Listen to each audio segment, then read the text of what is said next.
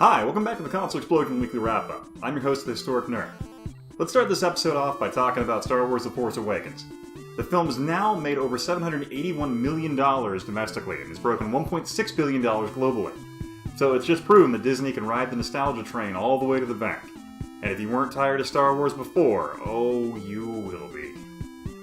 But next up on our list is Hulu is actually starting a miniseries called 11/22/63 with the actor James Franco and executive producer J.J. Abrams. It follows the Stephen King stories about an individual going back in time to stop the JFK assassinations. And also, something else that's kind of interesting is now, after M. Night Shyamalan's success doing some horror shows for Fox, he's actually been slated to help produce a new Tales from the Crypt program. Which I think, given his recent success with some of the horror films he's produced, I think he has a lot of potential in this project.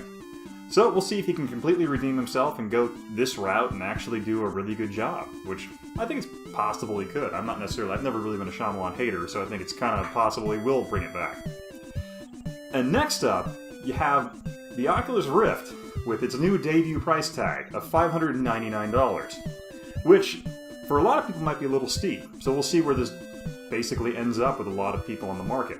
But being a new emerging technology, it's unfortunate that it's cost that much because it's going to kick a lot of the people on the lower price end out, but you got to pay for development costs somehow, so that's where they're coming from. But we'll see where this goes, because you do have the HTC Vive coming out, along with the PlayStation VR, and I believe Microsoft has their own variant as well. So this market's going to be saturated with competitors, so it's going to be a rough start and a rough market for these individuals until it really makes its basically big break on it. And in all said and done, the gaming potential for these is fantastic. The system requirements are kind of steep, and these goggles are really, really good pieces of technology. So we'll see where it goes. I'm excited for it. It's a little out of my price tag at the moment, but we'll see where it goes. And next up on our list, we have the Shenmue III Kickstarter having some kind of, I would say, drama, with a lot of the latecomers who paid using the PayPal late pay option, who are essentially not getting the same benefits the initial Kickstarter folks had, where it was kind of almost split right down the middle whether or not the Kickstarter people were for these individuals getting the same perks or not. So a little bit of drama associated with that. But also we have some kind of fighting game news. Hey guys, I'm the Philosopher. I host TCX Podcast, and I'm the ConsoleXplosion.com's dedicated fighting game enthusiast. And the first bit of news I want to talk about is Killer Instinct news. Now, I personally don't play Killer Instinct, but I love hearing and watching the game. The new downloadable character has been confirmed to be Tusk. Tusk was originally introduced in Killer Instinct 2. And for those people who remember this character, keep in mind there will be some tweaks. The next game I want to talk about is Street Fighter V. Now, I'm a big fan of the Street Fighter series, and I can't wait for the new one to come out, so for those of you who can't wait for Street Fighter V to come out, I think you're going to find this information very useful. But let's get right to it. Shoryuken.com has a link listing all the current walk speeds of all the characters.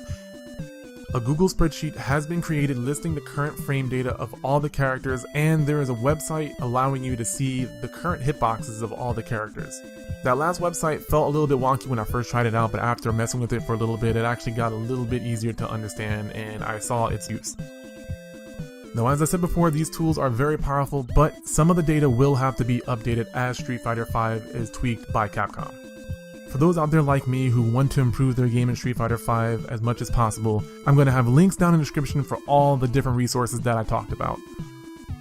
Most importantly, what do you guys think? Can you find these tools useful? Let us know in the comment section down below.